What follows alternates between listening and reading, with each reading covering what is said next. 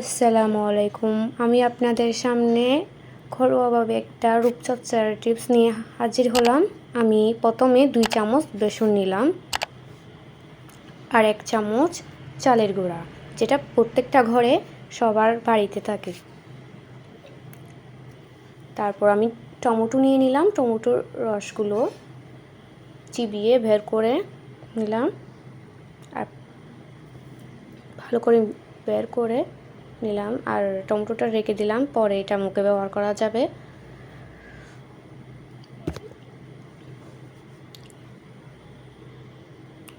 তারপর অল্প একটু হলুদের গুঁড়া নিলাম,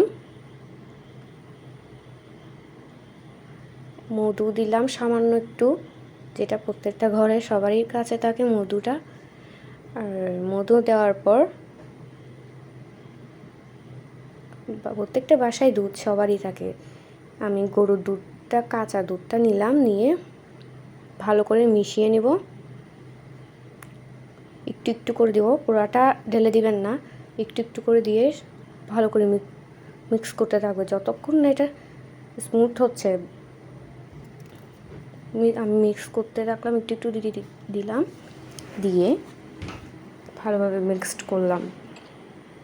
তারপর হয়ে যাবে আমাদের মুখে দেওয়ার টিপস।